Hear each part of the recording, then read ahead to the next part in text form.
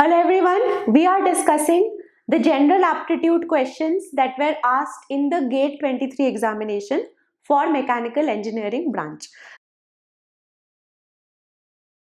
So these are all memory based questions. Depending upon any change in the data or any conditions in the question, of course the answer and solution is going to change. But the very purpose of this session is to discuss the type of questions that came, the level of difficulty, the pattern of questions that were asked. That's what we generally do when we come out of the examination hall. We want to discuss how much did you get, how many answers did you get correct, what was your answer, what was my answer, what method did you use, and all of that. And that is the very purpose of this session. So I'm going to start off with the 2 marks question first that I have received till now. The first question is a very interesting inference question. So time and again I have stressed upon the importance of inference questions because it is a trend we have observed over the last few years, right? So over the last few years, GATE has been consistently asking inference and syllogism questions. And this question is a very interesting intersection of the concepts that are there in syllogism and the concept that is there in inference, right? So let us go through the question once. In a recently conducted parent-teacher meeting, teachers had a few complaints about Ravi. After all, he was a hardworking and kind student. Incidentally, almost all of Ravi's friends at school were hardworking and kind too. But the teacher drew attention to Ravi's complete lack of interest in sports.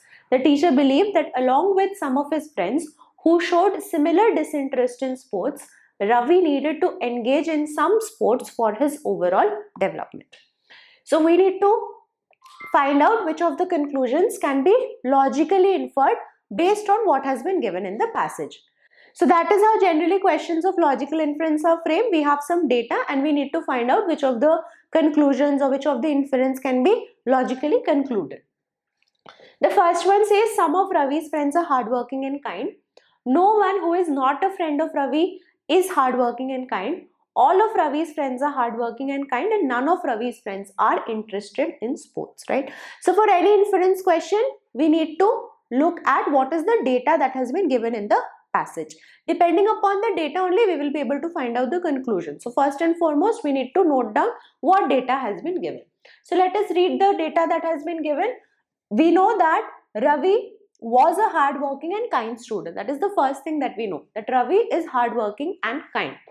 The next sentence says, incidentally, almost all of Ravi's friends at school were also hardworking and kind. So almost all, what does that mean? That means nothing but some. We can say some of his friends were also hardworking and kind, right? Almost all, most of his friends, some of his friends were hardworking and kind. So this has been given. Also, we know that Ravi showed a complete lack of interest in sports, right? So Ravi is not interested in sports. That is also something that we found out. And finally, the teacher believed that along with some of his friends who show similar disinterest in sports. So some of Ravi's friends are also not interested in sports. So these are the 4 data that has been given to us in the passage, that Ravi is hardworking and kind. Almost all of his friends, or another way to say that is some of his friends are also hardworking and kind. Ravi is not interested in sports and some of his friends are also not interested in sports. So this is the data that has been given. On the basis of this, now you will be easily able to solve the question which of the conclusions definitely follows. Some of Ravi's friends are hardworking and kind. That is right there given to us in the passage. Almost all of his friends means some of his friends are hardworking and kind. So the first one logically follows, right? No one who is not a friend of Ravi is hardworking and kind. So the passage does not tell me anything about anyone who is not a friend of Ravi. We just know about Ravi and his friends. So this is not going to be the answer. All of Ravi's friends are hardworking and kind. We don't know that. We just know that almost all are. But that does not mean all of them are hardworking and kind. So this is also not true. And none of Ravi's friends are interested in sports is also not true, because we know that some of them are not interested in sports, but that does not mean that all of them are not interested in sports, right? So if you have practiced questions of syllogisms and you understand the concept of inference questions, then you would have definitely been able to solve this question. I would say this is a very good moderate level question of logical reasoning. The next question is a verbal ability question and a sentence rearrangement question at that. So the sentences given to us are, I could not bring myself to knock. There was a murmur of unfamiliar voices coming from the big drawing room, and the door was firmly shut. The passage was dark for a bit, but then it suddenly opened into a bright kitchen. I decided I would rather wander down the passage. Right? So for parajumble questions or for sentence rearrangement questions, the one thing that you need to do is establish links between the sentences that have been given, and there will be some hints for the same. So you just need to find out the link. So okay, 1 follows 2 or 3 follows 4, and then you look at the options, which of the options can you eliminate, which of the option gives us those links, right? So in the sentences that have been given, we have, if you look at sentence number 2, so I know that there was a murmur of some unfamiliar voices coming from the big drawing room, and the door was firmly shut, right? So the door is shut. And sentence 1 says that I could not bring myself to knock. So of course a shut door and knock are going to follow. So 2 and 1 is a clear link here. So 2 and then 1, right? So 1 follows 2. Now let us look at the other sentences. I decided I would rather wander down the passage, and the passage was dark for a bit, but then it suddenly opened into a bright kitchen. So I did not have the courage to knock, so I decided to wander in the passage instead. The passage was dark, but in the end it opened into a bright room, right? So definitely 4 is going to follow 1. So 4 comes after 1, and then finally 3. So this is going to be the correct rearrangement, and that is option number A. Also among the options, 2, 1 is present only in the first option. So you can just directly eliminate the others and take A to be the correct option, or take 2, 1, 4, 3 as the correct rearrangement. Consider the following inequalities. P square minus 4q is less than 4. 3p plus 2q is less than 6. If p and q are positive integers, then what is the value of p plus q? And the options are 1, 2, 3 and 4. Right? So how do we approach these kind of questions? How do we approach inequalities? So we have p square minus 4q less than 4. 3p plus 2q is less than 6. We need to first solve that. So multiplying the second equation with 2 throughout, I'll get 6p plus 4q is less than 12. Same as we will do with algebraic equations. So p square plus 6q minus 16 less than 6. Factorize it, I'll get p minus 2, p plus 8 is less than 0. So the two possible values for p are 2 and minus 8. What do we do next? We are going to take a number line and plot this 2 and minus 8. And we want value where this inequality is less than 0. So we are looking for this particular intersection. So p has to lie between 2 and minus 8. Now remember, there is no equal to sign, so p cannot be equal to 2. Also we know that p and q are positive integers, right? So it has to be greater than 0. So the only one possible value is p is equal to 1. If I substitute this p equal to 1, to get q, we are going to get q also as equal to 1, and the sum is going to be nothing but 1 plus 1 is equal to 2. So this is of course the traditional way of solving this question. You could have also taken a calculated guess and taken p and q both as equal to 1 in order to find out the value. So if the moment, because the smallest value that you start off with for p and q is going to be 1, because we know they are positive integers, right? So the first value that p and q can take up is going to be 1 each. And if I take p equal to 1 and q equal to 1, then you will see that both of these equations are going to be satisfied, and accordingly p plus q would have been equal to 2. So this is also one way to have solved this question. It would have been a very good calculated guess, and of course you would have saved a lot of time and you would have scored 2 marks, right? So now let us look at the 1 mark questions that were asked. A very interesting Sudoku puzzle type question.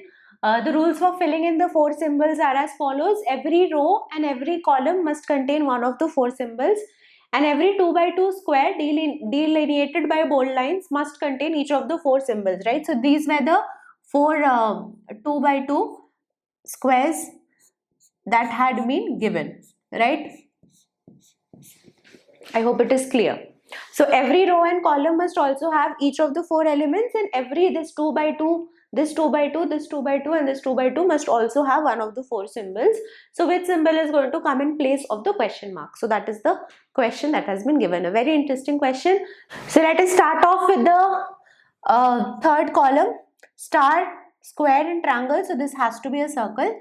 Similarly, triangle, star and circle, so this has to be a square. If you look at this particular row, we have star, triangle and circle, so this has to be a square, right? Also, if you look at this particular row, this is going to be a triangle. So this much data I think all of us would have been able to arrive at.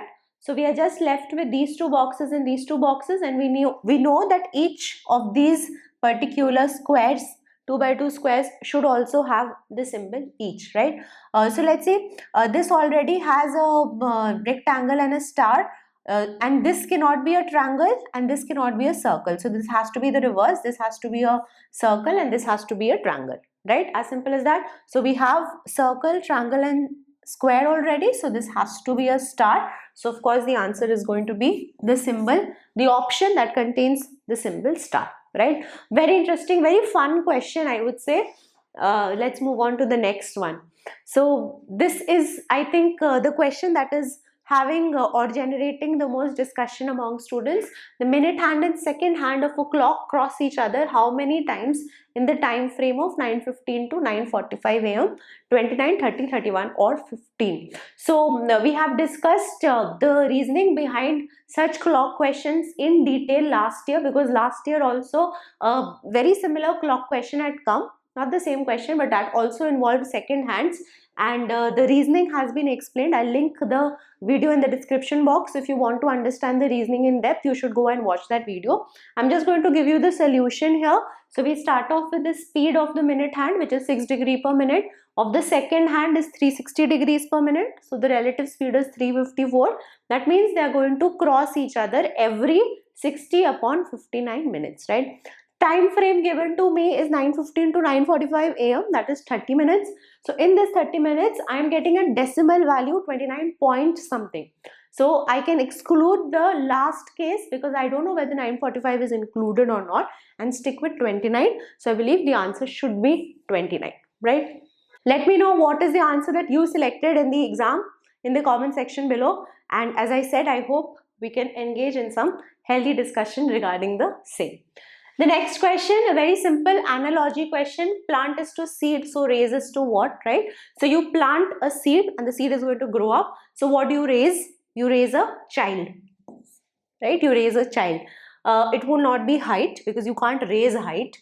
You can't raise lift either, and you cannot raise temperature also, right? You increase temperature, or there's an increase in temperature, or there's a rise in temperature. You don't raise the temperature, right? The next one is a very simple verbal ability question. I'm sure all of you would have done this, right? He did not manage to fix the car himself, so he dashed in the garage, got it fixed, got fixed, getting it fixed, or gets fixed, right? So of course it's going to be got it fixed. He did not manage to fix the car himself, so he got it fixed in the garage, right? Got, because it's a simple past tense, talking about an event in the past, and we need the pronoun it, right? If you compare it with A, if you compare A and B, so B is not giving me a pronoun, but I need a pronoun it, right? Got what fixed? Got the car fixed, so got it fixed. And lastly, we have a very simple data interpretation question of pie charts. I think this is the easiest question that is asked because it's simple calculation. You have a calculator, simple calculation. A certain country has 504 universities and 25,951 colleges. These are categorized into grades 1, 2 and 3 as shown in the given pie charts. What is the percentage correct to one decimal place at higher education institutes, that is colleges and universities, that fall in grade 3. So we have the total number of universities given to us as 504 and total number of colleges as 25,951. We also have the individual percentage breakup given. So 31 percentage are grade 1, 62 are grade 2, 7 percentage is grade 3. Similarly, for colleges, 9% grade 1, 68% grade 2 and 23% grade 3. So we want to find out how many total colleges and universities are grade 3. That's all. So simple and very easy mathematical calculation. I'm sure all of you would have got this right. So 7% of 504 plus 23% of 25,951. That gives me the total number of colleges and universities in grade 3. And I just want to find out this percentage in total. So the answer is going to be 22.7%. So I have not discussed two questions. One is a spatial aptitude questions. I don't have the options and so I'm not able to solve that question. The other one is a set question of quantitative aptitude, which is a very interesting question, and it is very interesting that GATE asked this type of a question in the examination. That question deserves an in-depth discussion, so I will bring it out separately as a separate video very soon. So do keep an eye out for that. The general aptitude section this time for GATE 23 in mechanical was in the category of moderate to difficult.